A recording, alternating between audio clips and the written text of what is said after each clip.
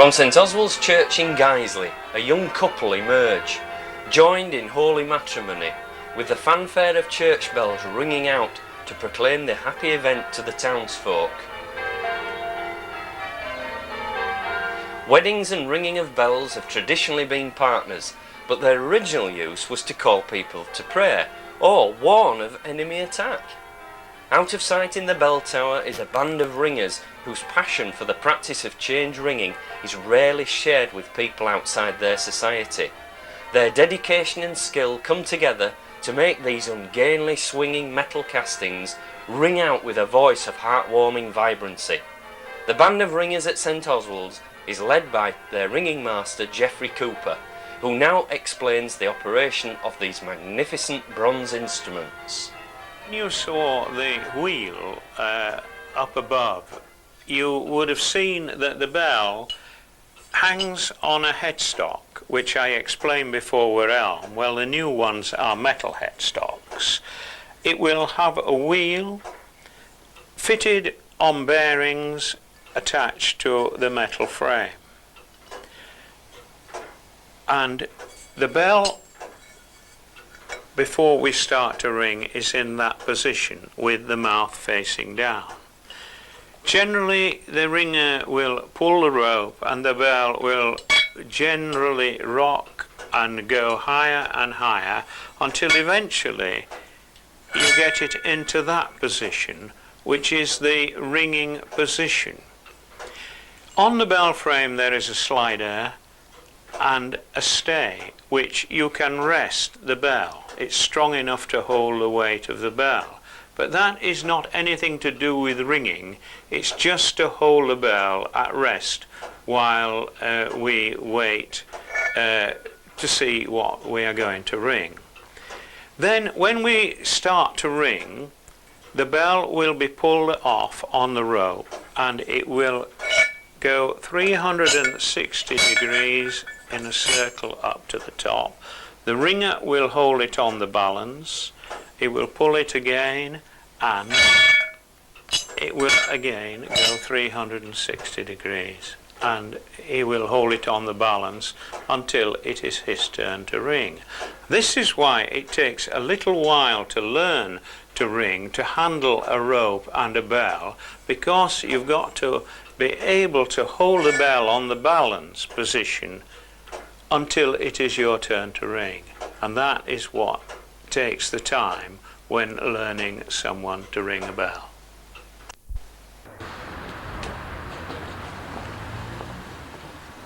And here, arriving at the church, are the band of Guiseley bell ringers who have learnt the skills of change ringing which Jeffrey has described.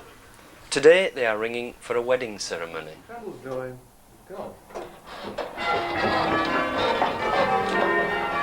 With apparent ease they begin to pull on the ropes in their practice sequence, creating that joyful sound which is so familiar.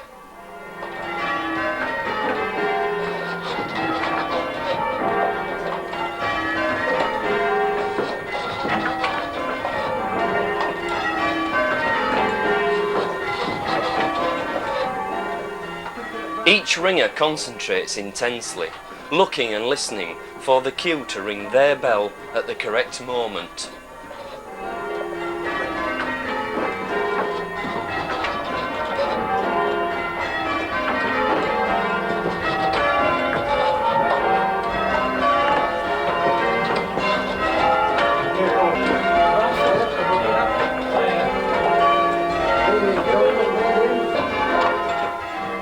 The ringing chamber is like a shrine to past ringers, with its old half-wheel illustrated with historical photographs. And the peel boards bear witness to ringing events in the tower.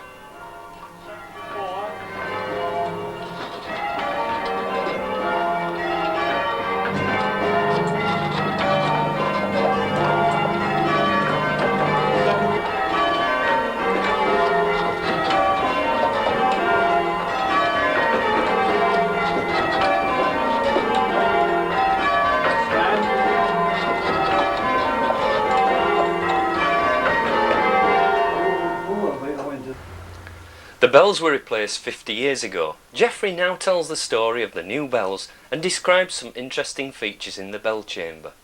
This is one of the old wheels from one of the bells that were put in 1846. You will see that it depicts the old bells, and these are the ones that were put in 1846. They lasted 100 years, and immediately after the war, the parish decided that they would have a new ring of bells, and they put in a new ring of bells of approximately 1700 weight tenor. These were cast by Gillett and Johnson of Croydon, and a very fine job they did, because they're a very fine ring of bells.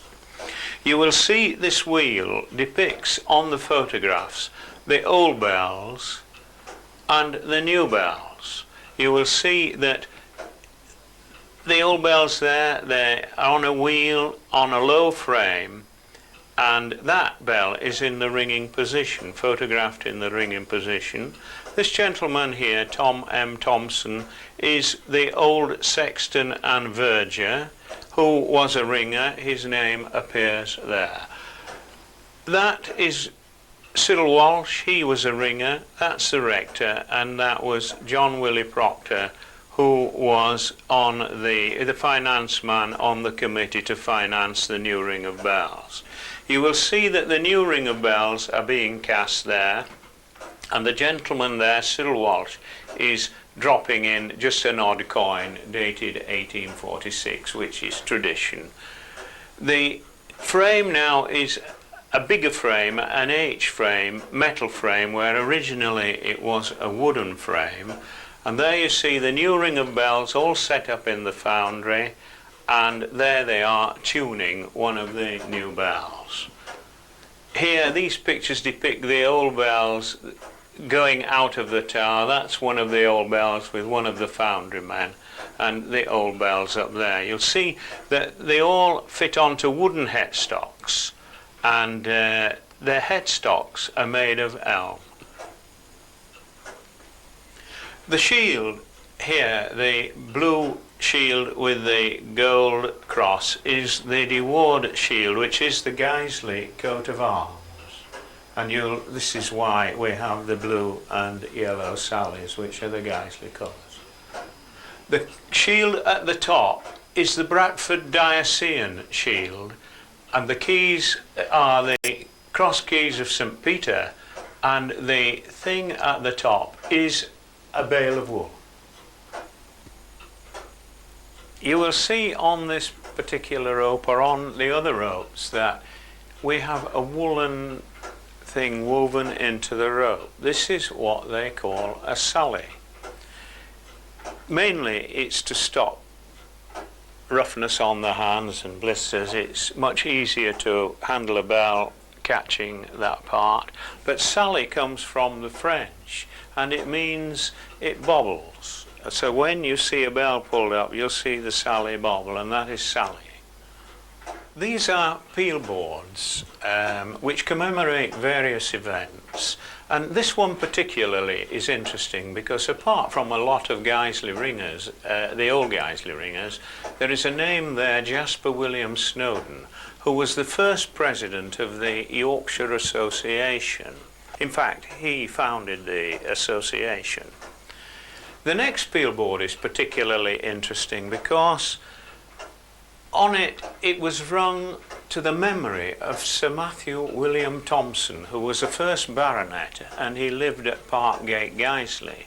He was a railway magnate with the Midland Railway Company, and it was his company that built the Forth Bridge. Going along, this particular peal here was the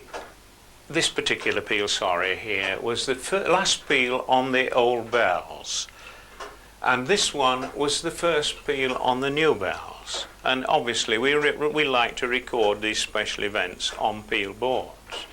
And on these two, whilst they're not particularly of any great interest, this one was rung to welcome John Francis Wrangham Hardy as rector, and this was the 100th peal rung in the tower for the Yorkshire Association. Strangely enough, my name appears on both peal boards. In the north wall of the chamber there is an interesting stained glass window. The window itself is a feature that was put in when the ringing chamber was renovated. It was renovated in 1960, and the quotation on the window is a verse from Tennyson's poem, Ring Out While Bells.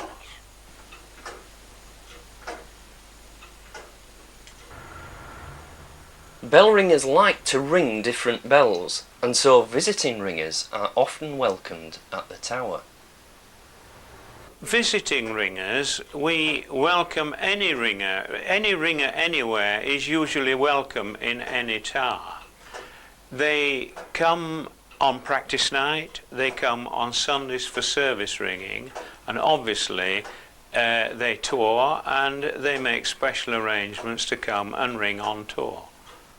The bell ringers that came from America were mainly from all over America, New York, Washington, Philadelphia and the South, and they all came together to come on a trip, to come and visit England, mainly to ring bells, but to sightsee as well. Look two, trebles going, go on.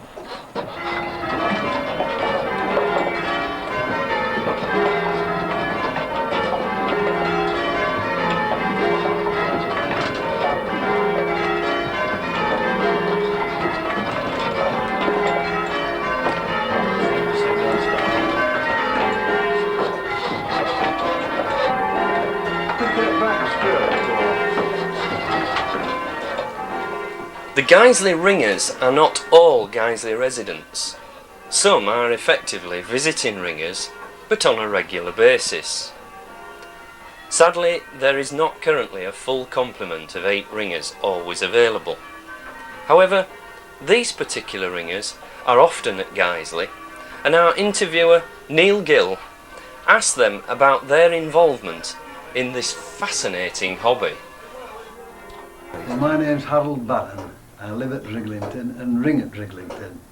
My father was tower captain there for 52 years, so that's how I became involved. I see, that's fine, hold you. And would you like to tell us what you get out of bell ringing? Well, as everybody has said, we go all over the place, bell ringing, you know, meetings and trips out and that, and it's very pleasurable, and we all enjoy it, and we get into good company. My name's Brian Haig, and I live in Guiseley, and I've lived in Guiseley all my life. That's fine, yeah. And how do you become involved with bell ringing? Well, the first time I ever found out about bells, really, was when I was a choir boy. And I was a choir boy when these bells were recast in 1946 and were rededicated in the church. And as a choir boy, I was quite fascinated to see all these bells upright and near the chancel steps, and the bishop rededicating the bells. A few years later, the then ringing master, Willie Dixon, asked me to come and ring the bells, and I knew Mr. Dixon well because he knew my father, and they were contemporaries in the First World War, and that's how I became involved in bell ringing in the 50s. So my name's Pam Hugo. I've lived in Yorkshire for about 8 years now, but originally come from West Sussex. Yeah, that's fine. So, yeah. Would you like to tell us how you become involved with bell ringing? Oh, it goes back to when I was about 14. It was just a friend at school said I'd like to come and try it, so I did, and since then I've sort of been hooked on it. So it's as simple as that, really. Oh, that's fine, yeah. And would you like to tell us what you get out of bell ringing?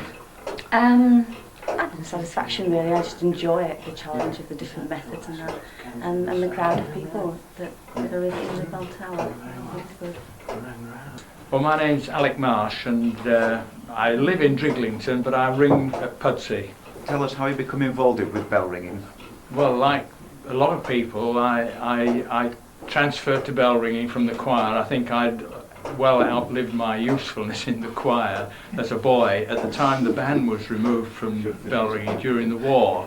You know, during the wartime the bells were supposed to be a a warning of invasion, and so they hadn't to be rung at any time at all. Apart from that, when the band was removed from ringing and we were able to ring the bells, I was asked to leave the choir with a few more people, and would we like to have a go with the bells, and we took it from there and have never looked back. Yeah, that's fine. Would you like to tell us what you get out of bell ringing? Well, I get a tremendous amount of pleasure out of ringing. The ringing itself, the stimulation from method ringing, the fellowship between ringers is tremendous.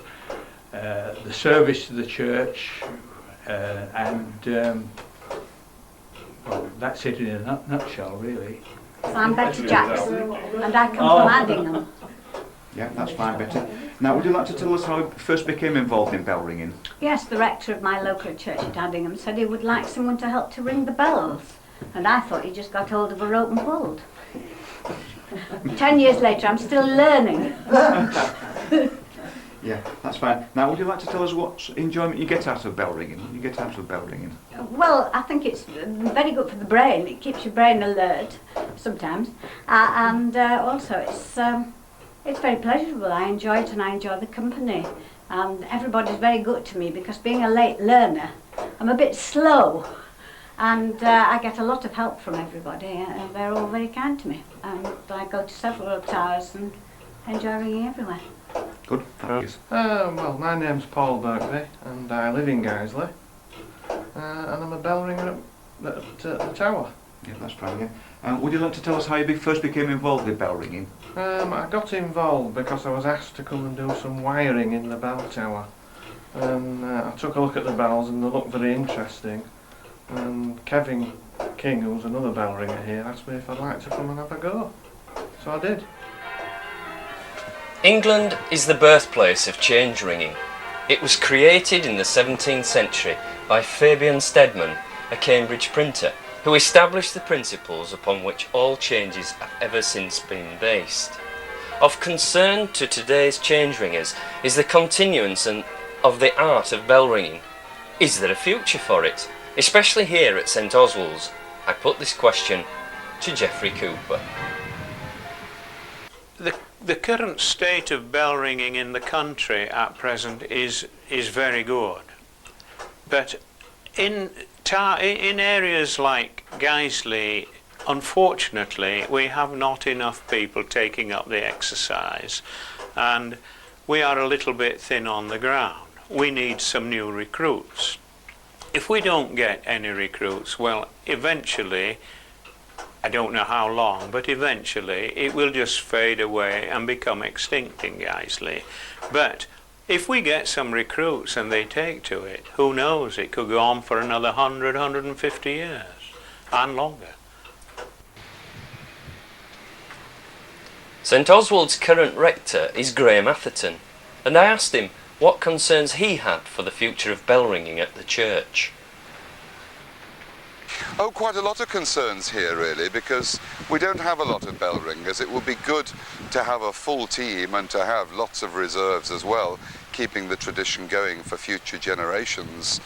I suppose I have a particular concern as well as we approach the millennium, when there's going to be a particular significance attached to church bells and peals ringing at midnight on the appointed day and so on. So it would be good if we could recruit some more people, especially youngsters, for whom I'm assured there's a great deal of fun to be had from this pastime. So let's hope and keep our fingers crossed.